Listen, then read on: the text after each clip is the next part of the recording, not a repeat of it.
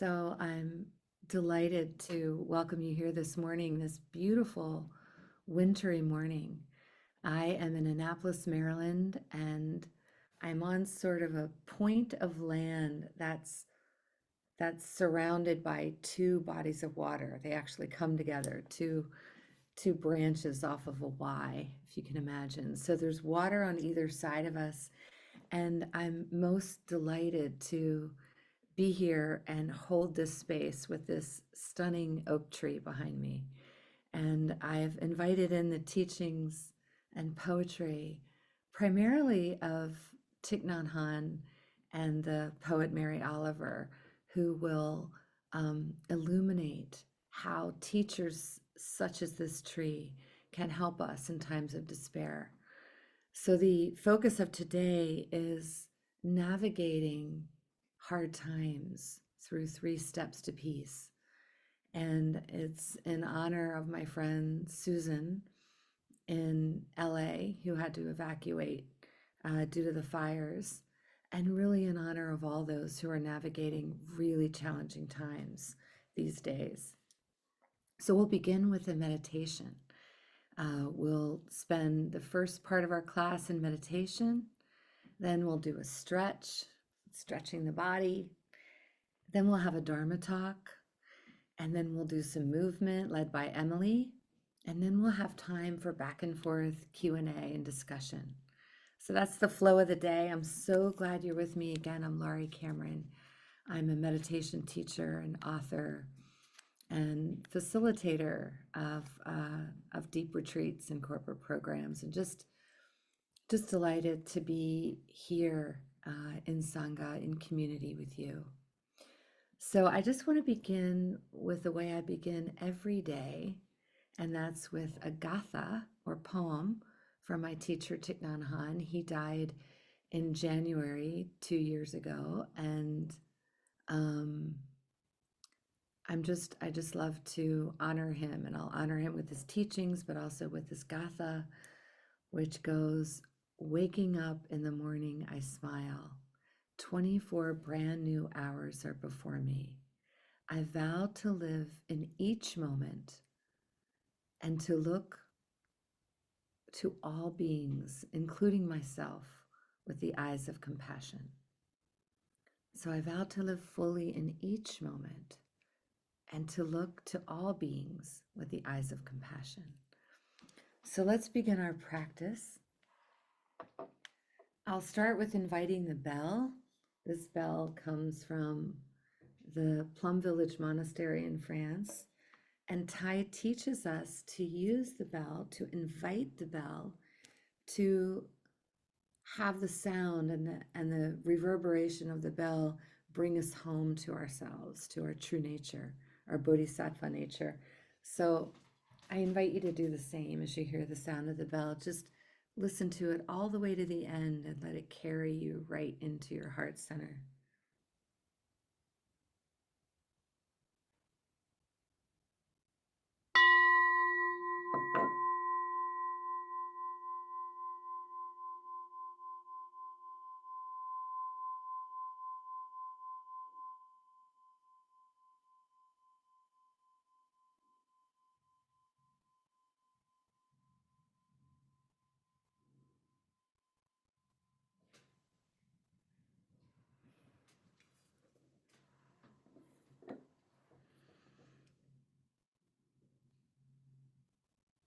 Begin by bringing attention to the body as the experiencer of life, feeling the body rooted, planted, wherever you are.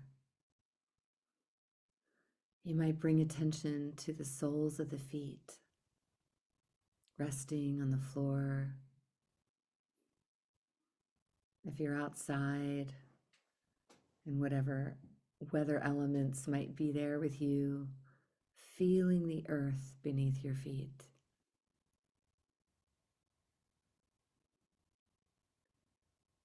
Now bring attention to the lower legs, moving attention up the legs to the knees, thighs, sits bones, lower back, moving up the back, chest,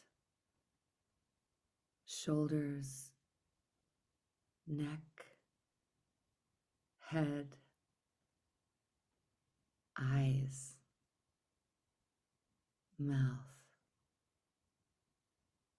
And here, from this place, move attention inward.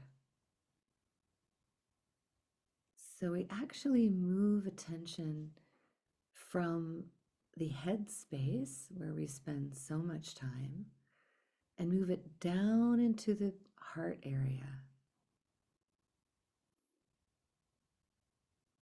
So rooted in the body,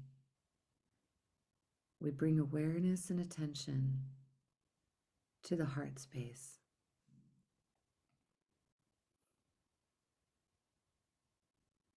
From here, bringing attention to the process of breathing, feeling the body breathe.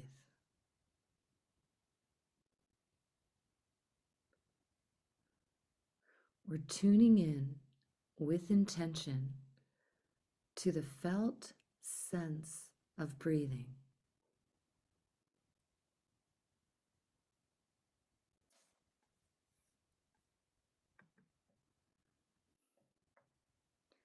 Feeling the lungs expand and gently contract.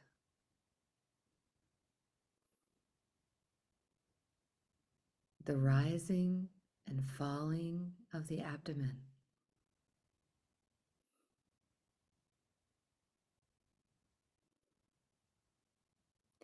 Being with the direct experience of breathing.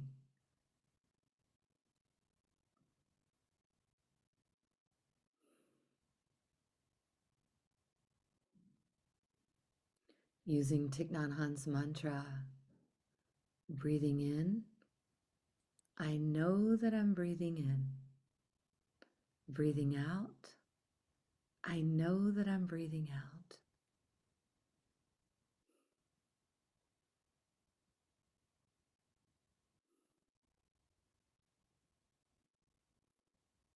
Breathing in, I'm aware of my breath.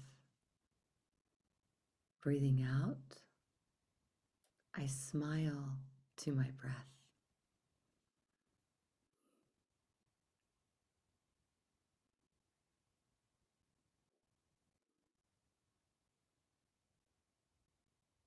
Experiment with breathing with a half smile, he teaches. Cultivating a gentle, kind awareness, a kind attention to the life that's right here.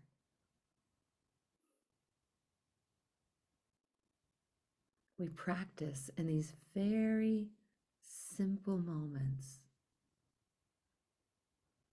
We practice arriving, coming into presence,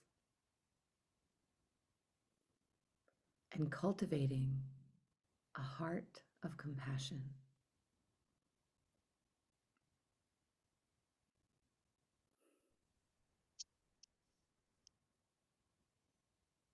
Breathing in,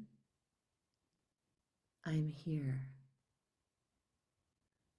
Breathing out, I smile.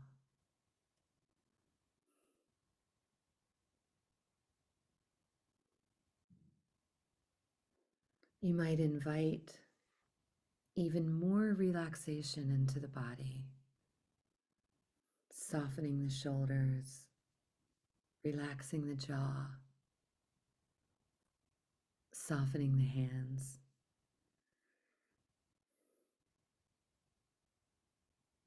We let the body know it's okay. You're safe here. You can let go even a little more.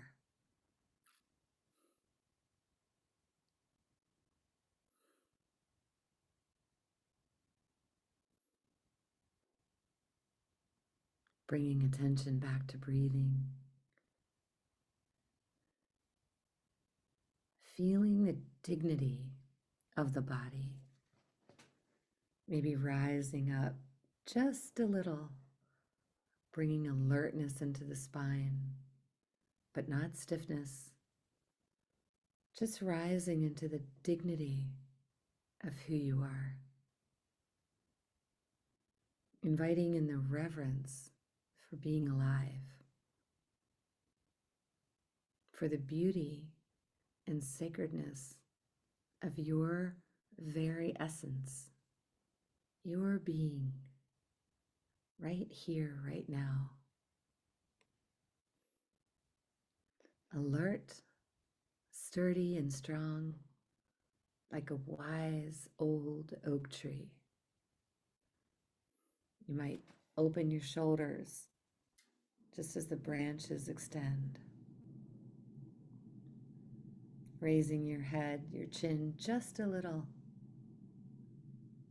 facing the sun, feeling the strength in the trunk, in your body, in your torso, in your legs extending down, feeling your roots extending way into the earth, deep and far, connecting with the roots of the other trees nearby, sending and receiving resources and information, flowing, moving, breathing in the mycelium network just beneath the earth's floor, the surface. So it is with you, strong and tall, reverent, dignified, sturdy, resilient, and beneath you, connected to the other trees in your life, the family, the loved ones, the chosen family and friends, the Sangha, community, your places of belonging.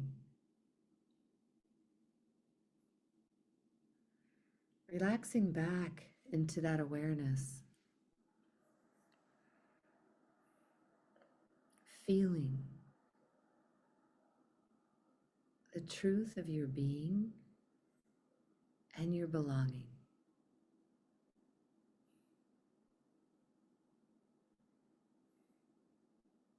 Breathing here for a moment, feeling the in-breath and the out-breath.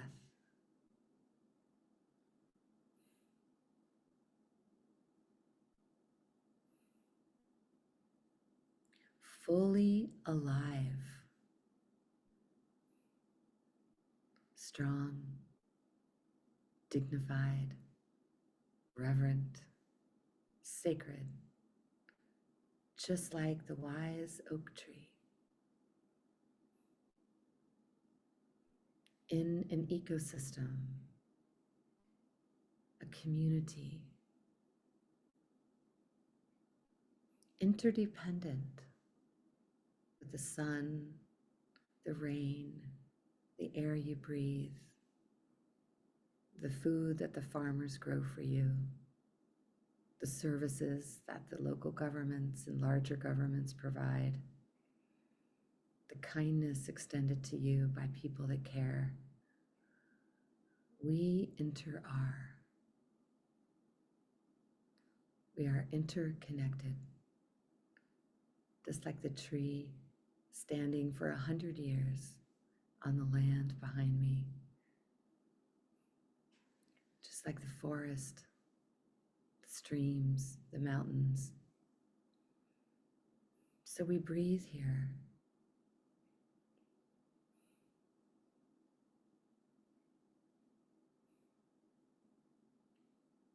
Feeling the rise and fall of the abdomen.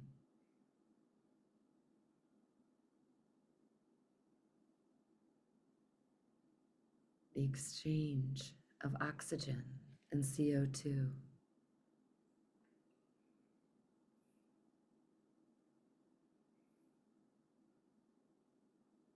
Feeling the truth of interdependence.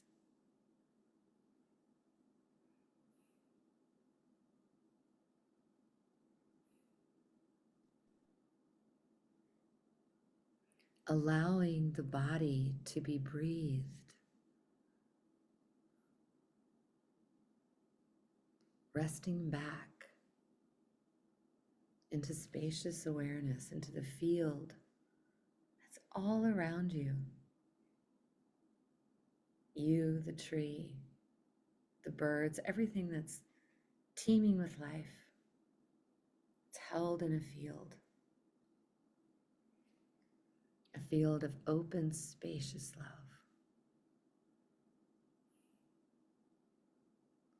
So we relax back into that. And breathe here for a minute.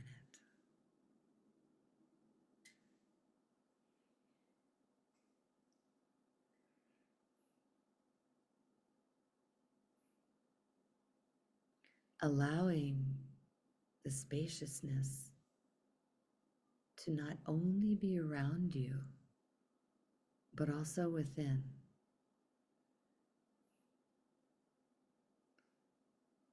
Moving again through the body, bringing awareness to the top of the head, to the eyes, feeling spaciousness within. The eyes in space, the mind, moving down the spaciousness around the mouth, moving down inside, feeling the body from the inside out, feeling the spaciousness that's here, moving to the heart space, breathing here.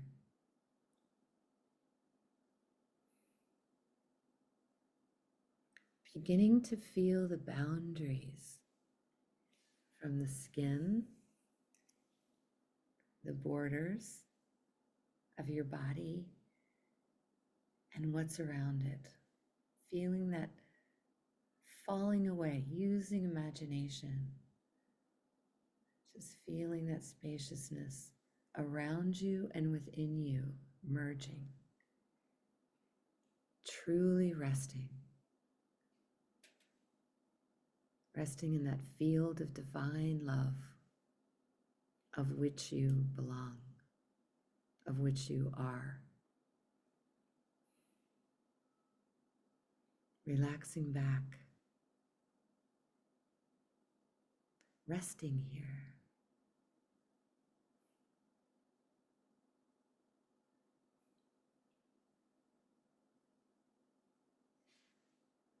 And then inviting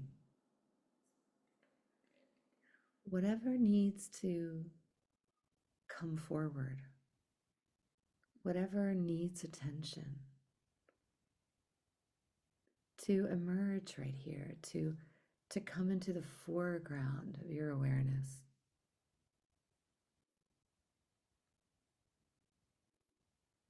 It may be a despair that you're struggling with.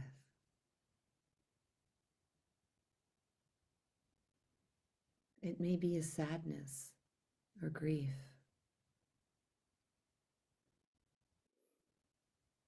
It may be that you're in transition, that things are changing for you, your roles, your orientation to life. Maybe you're letting go of old beliefs, and it's messy as a new identity or new clarity or new ways of living are emerging. You're in the middle of letting go and letting come.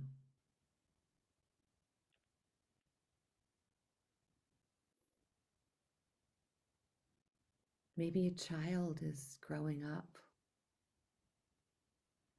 You're letting go of children as they leave the nest become adults.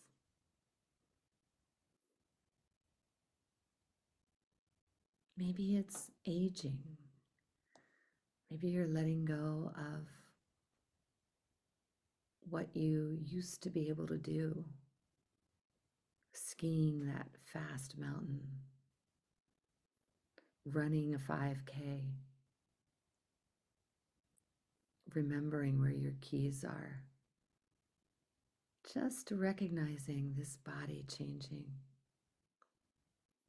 letting go, acknowledging, bringing that loving, spacious field of awareness that's around you and just inviting it right into that.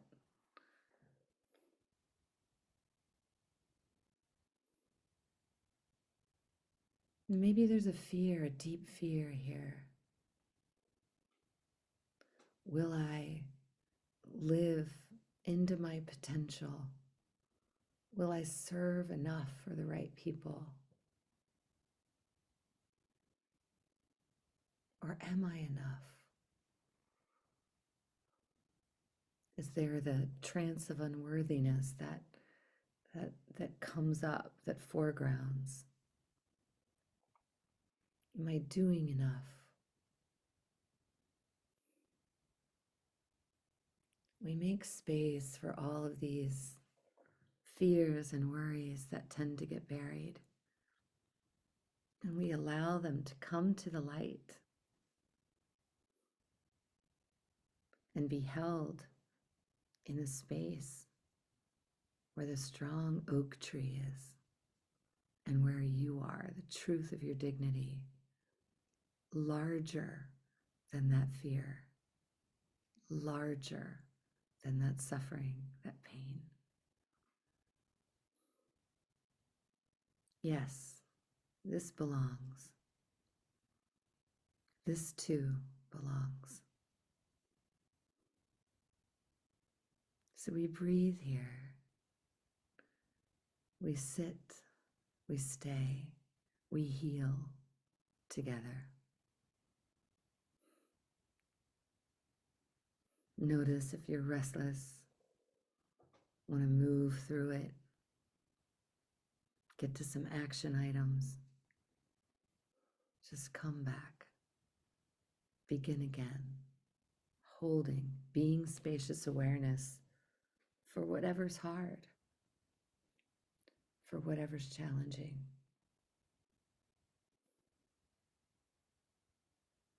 Yes, this too, I can be with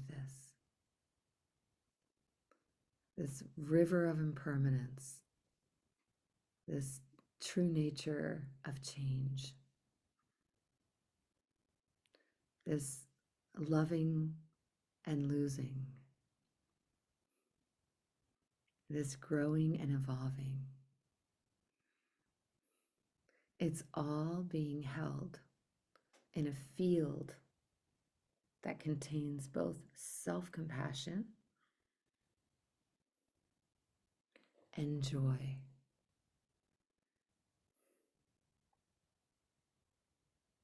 So now we invite the quality of self-compassion right here, turning to this life, putting a hand on the heart, having named what's here, what's hard, what's true. We put the other hand on the first one. And the second hand represents the community, your circles of belonging, those who love you. Just feeling all of that pour through, knowing that as you navigate, evacuating from LA fires, or loss, or aging, or changing, or a difficult challenge that's you're surfing in your life, that you're doing so with self-compassion and the love of community.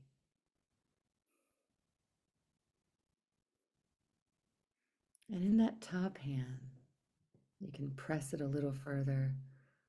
We can extend that into feeling the interbeing, the nature of this broader field of love that's around us all right now. For some of you, that's God, feeling the divinity of God pour through. For others, it's a higher power. For some, it's the truth and beauty of nature. For some, it's a spiritual entity like the Mother Mary, the Buddha.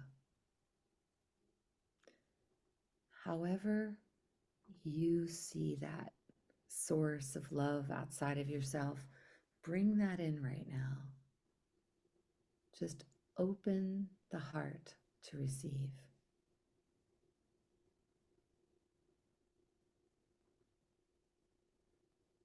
And we rest here.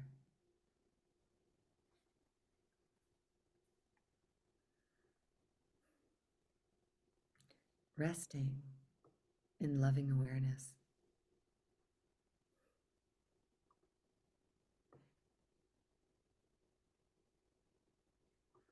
Moving into relaxed, easy breathing.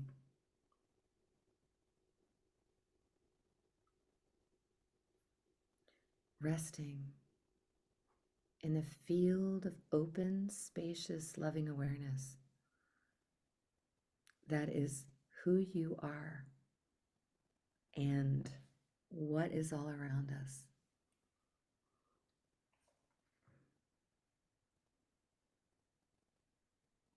This breath, simply breathing, simply being together.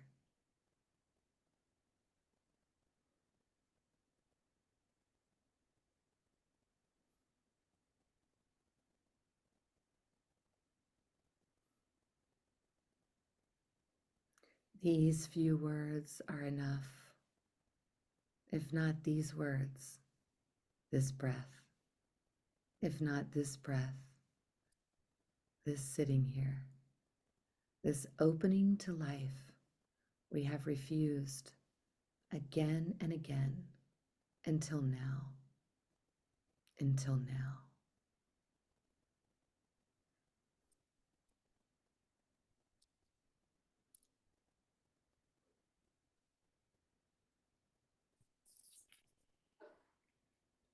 I'll invite the bell.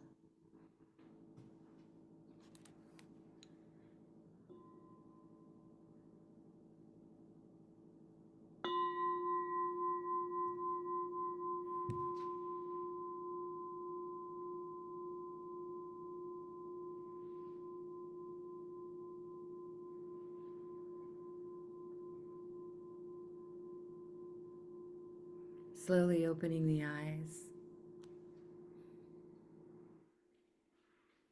taking a stretch.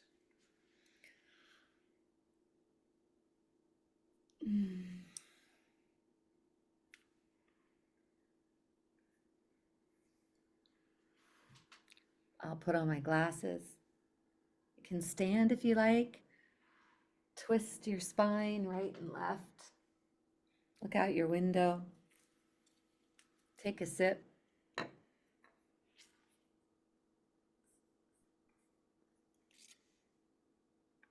Just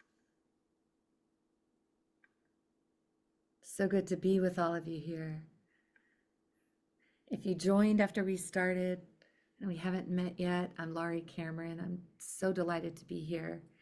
And the theme of today's class is 3 steps to navigating hard times. And it really arose in honor of what was happening in the United States this week in LA with the devastating fires and heartbreak. And I reached out to my friend Susan there and have been texting back and forth with her all week.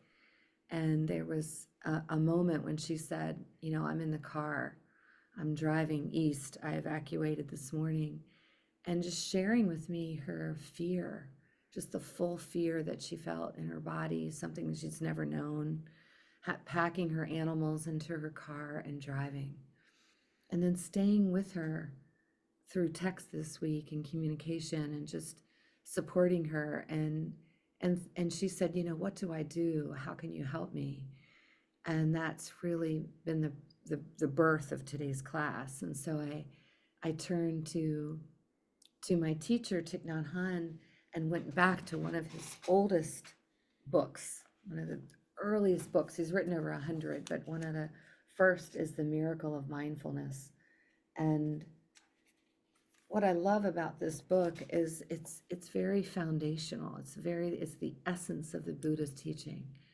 And I thought I would share that, his teaching, and weave that together with our beloved poet Mary Oliver, and do that all with the backdrop of this very old, beautiful oak tree that's in my front yard, because this oak tree is what I keep turning to again and again each day. She's now a daily companion, a practice. And I thought, okay, let's have the trifecta.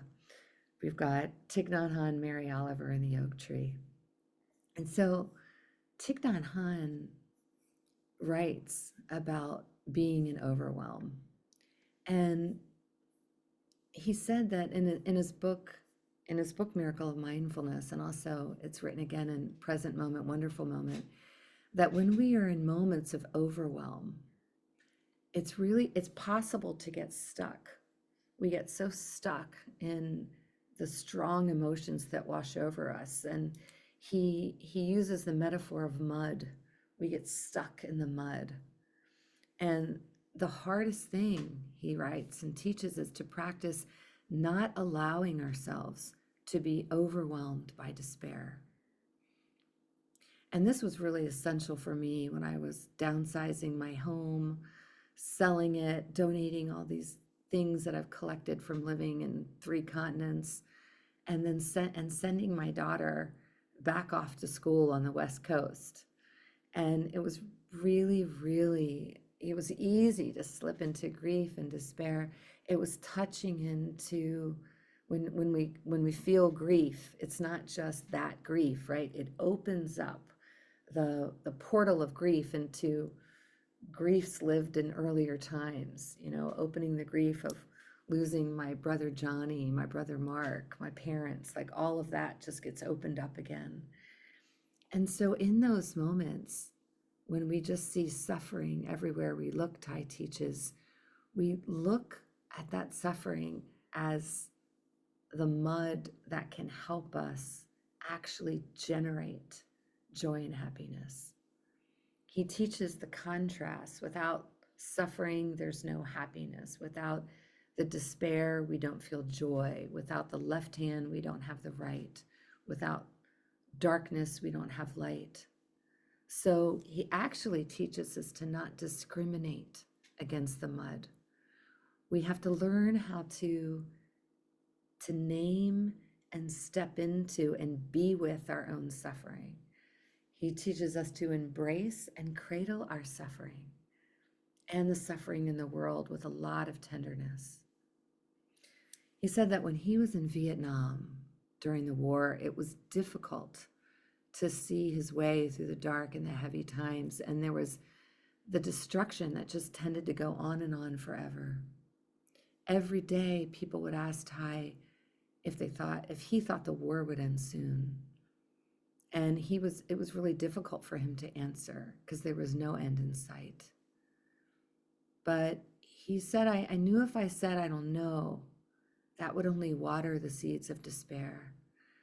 So when people asked him when would this end, he would say, everything is impermanent. Even war, it will end someday.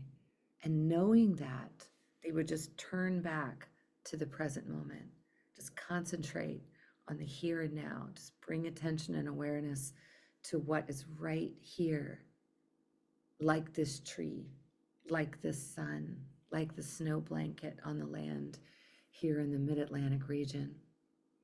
And indeed, the war did end. And now former mortal enemies are trading back and forth, are partnering, are working hand in hand. And people around the world are practicing Thay's tradition, his teachings. And so he recognizes that this is what's happening now. And in that moment of despair, when there's no end in sight, we just come right back to the truth of impermanence. So if you know how to make good use of the mud, he writes, we can grow beautiful lotuses. We can make use of our suffering. We can transform our pain into the seeds of happiness. Without the mud, there is no lotus. So how do we do that? The 3 steps that he teaches in this particular Dharma talk and Sangha and writing and coming from his earliest books is that the first step is to begin with the breath, to stabilize the body and the mind. The second step is to concentrate, to bring really focused attention and awareness into the state of our being and into the truth and joy of what is right here, like this oak tree. And he uses an almond tree in his teaching, which I'll share. And the third step is bringing curiosity and kindness to our direct experience. We cultivate the curious and compassionate mind along with our training in the skills of attention and awareness. 2 wings of a bird, mindfulness and compassion. We bring these together in these hard moments. So at the end of our meditation, I shared a poem from David White, his poem called Enough. David teaches the power of using the breath, just like Thay teaches. These few words are enough. If not these words, this breath. If not this breath, this sitting here, this opening to life, we have refused again and again until now, until now. So we begin always with stabilizing the body. If you're driving in your car full of animals away from a fire, we can stop, we can pull over when the thoughts are overwhelming us, when we feel like we're in the mud and can't get out. We pause and bring attention to the body and to the breath. The breath is a physiological process. It is not thinking, it is not ruminating, it is not weaving a complex narrative, it is not a mindset of this is happening to me, it is not a story of despair, it is not a framing of what's wrong or where I'm falling short or how I'm an imposter or didn't do enough. The breath is beneath all of that. That's why Thay teaches we begin with the breath, and the breath is in the body. That is the amazing truth. By focusing on the breath, feeling the in-breath and the out-breath, we actually get out, we unhook, as Pema Chodron teaches, we unhook from the stories, the rumination, the worry. Focusing on the breath starts to ground and center us in the body. If not these words, this breath. If not this breath, this sitting here. Sometimes when things are really hard and challenging, when we feel really overwhelmed, it's too difficult to just concentrate on the breath. So we can extend that out to the body. In our meditation, we did a body scan twice. We started with moving through the body, part by part, bringing attention to the eyes, the face, the jaw, the throat, the heart center, the belly, the legs, moving down to the feet. You can always reach for that first step, stabilizing body and mind. We know how to do this. The key is to remember when we're overwhelmed or lost or confused. We begin with stabilizing, coming into the present moment through the body. The second step is concentration. Now that we're stable, coming into the body, calming the nervous system, regulating the body, feeling grounded. It's beautiful to do this outside. That's step one. Now we concentrate. And we can choose an object of concentration. And you can use the breath. We're already working with that in step one. Or you can use another object of concentration. So for today, I've invited this wise oak tree to join us. She's a beautiful object of concentration for me every day. And in his book, The Miracle of Mindfulness, Ty writes about the almond tree in your front yard. He invites us to rest attention there and contemplate the truth of interdependence, the nature of perfection, and the power of our imagination to liberate our hearts from suffering. The truth of interdependence, the nature of perfection and wholeness, and the power of our imagination. When we do so, the almond tree that may be in your front yard reveals its nature in perfect wholeness. In the words of Ty, the almond tree itself is truth. The oak tree itself is truth. It's reality. And he teaches it's your own self. Of all the people that have passed by the tree, how many have truly seen it, he asked. An artist may be more sensitive. An artist may be open to seeing the tree in a deeper way. Because of a more open heart, a certain communion already exists between the tree, the almond tree, and the artist, he writes in The Miracle of Mindfulness. He's inviting us to be like an artist, to open the heart, to be able to commune with the tree, to have this simple tree in nature, or object, or stone, or pine cone, or branch. These can be our object of concentration. And we look deeply, we behold them with the eyes of an artist with an open heart, so that indeed we can commune. And we can we can open to that communion that already exists.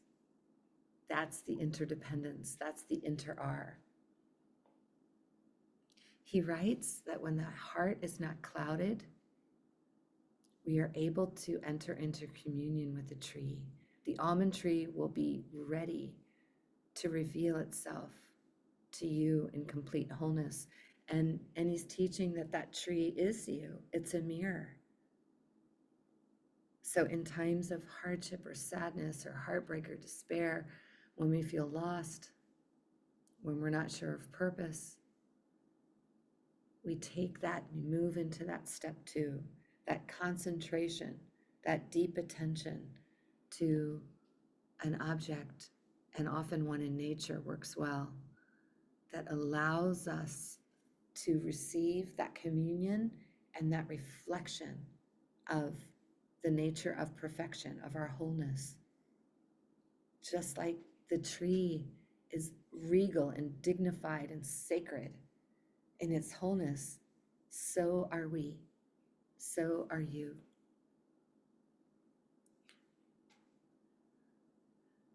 You might close your eyes for a moment and bring to mind a beloved tree that you've been in communion with in your life at some point. Maybe it was the gum tree in your front yard that dropped its sticky balls.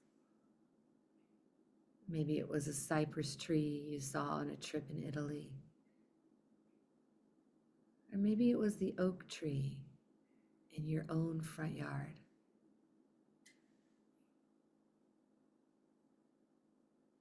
Just bringing to mind that tree,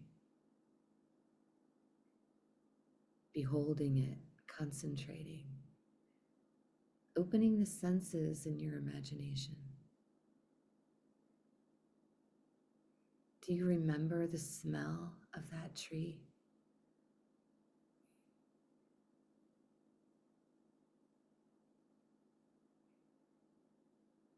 How did it look in the rain? Was it shimmering?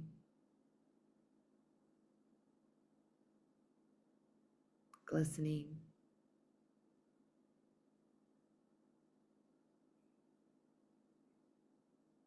Seeing that tree, seeing its perfection and wholeness, softening the heart, opening like the artist that you are, allowing yourself to be in full communion with the tree, with nature, sensing the interdependence right here.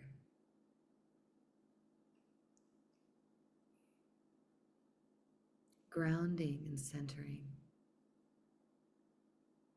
feeling interdependence and the backdrop of impermanence at the same time. The ever-flowing, changing river of life. Breathing. Opening your eyes when you're ready.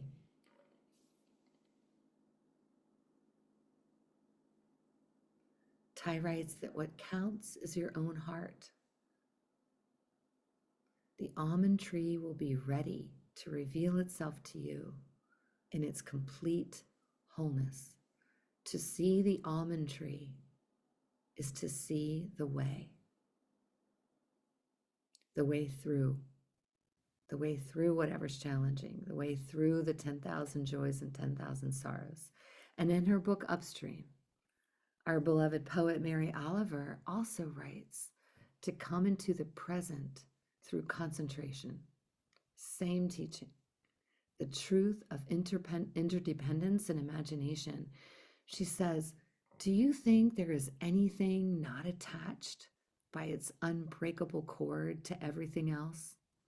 Plant your peas and your corn in the field when the moon is full or risk failure. The attention of the seed to draw the moon is measurable, like the tilt of the planet. It lives in my imagination strongly that the black oak is pleased to be the black oak, she writes. I mean all of them, but in particular, the one that leads me to black water, that is shapely as a flower, and that I have often hugged and put my lips to. Maybe this tree is 100 years old. Teach the children. Teach them about the trees, the taste of sassafras and wintergreen, the lives of the blue sailors, the mallow, the sunburst, and the blueberries, the aromatic ones, the rosemary and oregano. Give them fields and woods and possibility. Stand them in the stream, face them upstream, and rejoice as they may learn to love this green space they live in. And then we have the Zen master that Ty writes about when asked to explain the wonder of reality. He pointed to a cypress tree and said, look at that cypress tree over there. That's the beginning and end of his Dharma talk. Look at that tree. That is the wonder of reality. So that is how we navigate. This is how we go. Step one, stabilizing the body and mind, using the breath, using the feet on the earth, using a body scan, stabilizing, regulating, calming. And step 2 is concentration. We can find an object in nature. Today we use the trees, the oak, the almond, the cypress, and we directed attention to the truth, perfection, and wholeness in that tree, knowing that that tree is reflecting our true nature, the wholeness and truth of who we are, and we rest in this.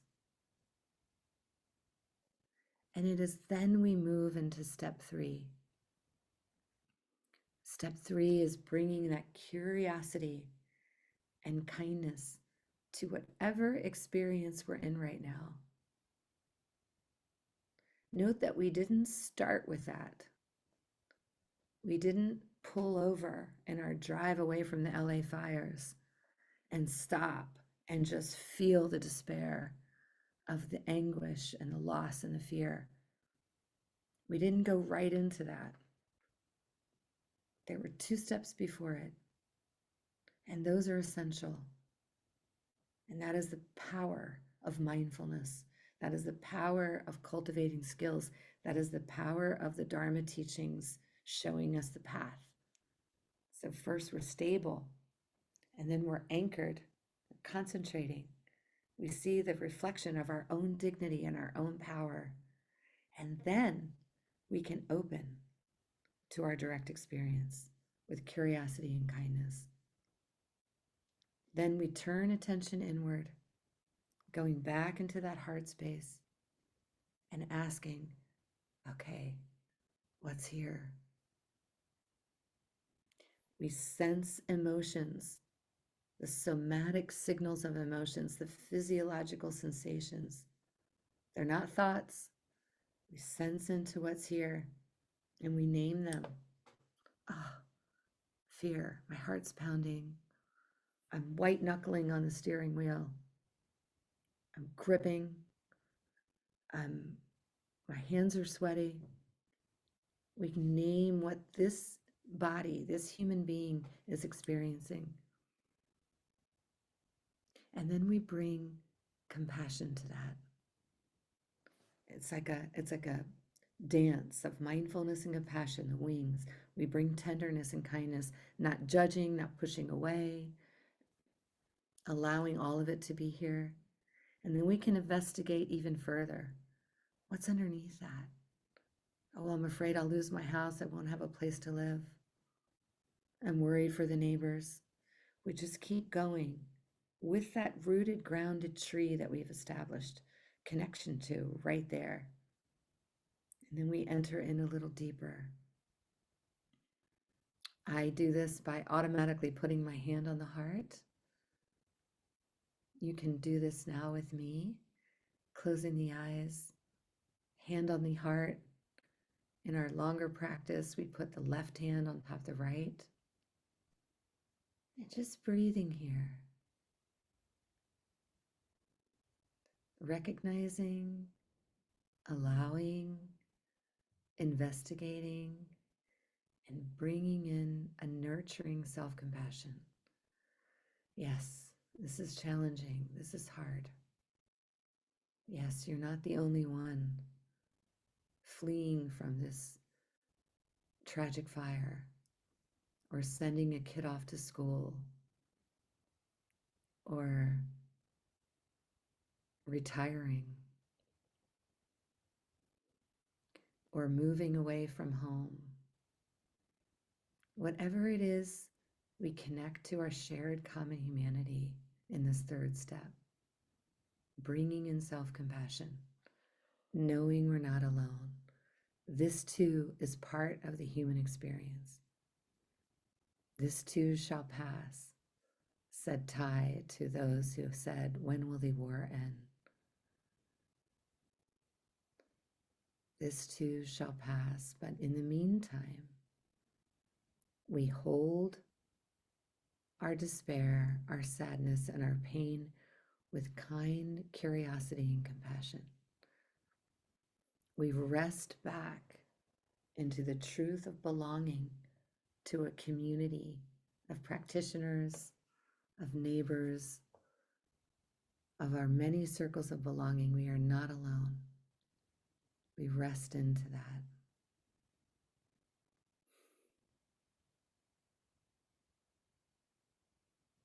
These few words are enough. If not these words, this breath. If not this breath, this sitting here. Taking a deep breath in, a slow, easy exhale. I invite you to slowly open your eyes, coming back into our Sangha, our community.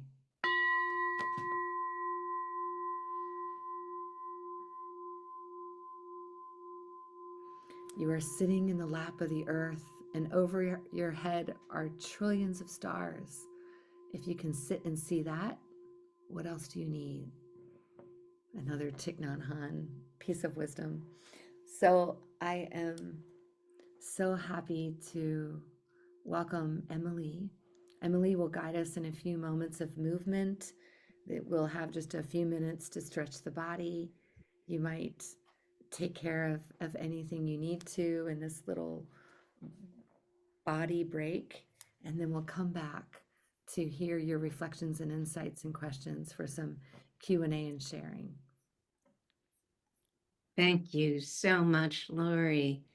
And I just want to invite everyone to open up their arms, lifting up like you were breathing in and your arms were part of it. Exhale, floating your arms down. And then drawing your arms to shoulder height and sway from one side to the other. Engaged attention with where you are in this space, this moment, allowing your eyes to follow the horizon, maybe lifting one heel as you turn in the opposite direction. And then open wide, expanding out, just noticing, and then lifting your arms up. Exhale, soften your shoulders, your elbows, and then grasp your left wrist in your right hand, extending out and over to the right, lengthening that left side. In fact, take a little inhale in and then softening that right elbow, right shoulder, being here. And inhale up, switch wrists, and lean over to the left, extending from the base of that right hip out through the fingertips on the left. Inhale up, float your arms down, roll your shoulders together, and roll them the other way. And now let's concentrate on our shoulders a bit more. Hands in cactus arms. Exhale, float them down, noticing. Inhale, rise. Exhale, floating them down. Inhale, rising up, extend your arms. Turn that left palm up. Right thumb goes down. And then lean a little to the left and recenter. Flip. Your left thumb goes down, the right palm turns up. Take a look. Breathing in here. Exhale, settle in to the pose and flip back to the left. Right thumb down, left palm up. Breathing in. Settling into this pose, this awareness and back to the right. Left thumb down, right palm up. Breathing in. Exhale, settling into the pose. Then drop both arms, roll your shoulders independently. And roll them the other way. Now come to center. And we're going into a forward fold. So I'm just going to see if I can tilt my camera. Yeah. Hands at the hip crease. Feet wider than hip distance. And just fold the body so your torso is parallel. Your head is in line with the spine. Maybe your hips reach a little bit beyond your heels so you can feel it in your hamstrings and press on your feet, drawing the energy from the earth. And then exhale, lower your hands to above your knees. Notice the flat back. And if you'd like to, and if it's good, okay for you to do, allow your hands to release. Your head drops down. You can take a deep inhale into the back of the body. Exhale, release down, allowing, feeling your feet, their energy, the lift of your legs into the hips, and the way that you're just lengthening your spine. Allowing one more deep breath into the back. Oh, exhale. Draw your hands back above your knees. Tuck your tailbone under and rise up, stacking the vertebrae. Lifting your shoulders up around your ears. Exhaling down. Coming back to center. Notice your feet shifting from side to side. You might even lift your left arm up and slide that right arm down your body. Take a look at that left hand. And then let's switch positions. Right arm lifted up, the left arm goes down. Take a look. And then come to center, embracing where you are. And then wrap your arms around your body, feeling that sense of being with yourself. Hear how the ribs expand. Exhale, softening. And then release your arms. Draw your hands over your head, centering palms above. Draw your hands to your heart. Take a bow. Thank you for your practice. Thank you, Emily. It's such a treat after sitting and practicing and going in deep. It's so good to move and expand the body. So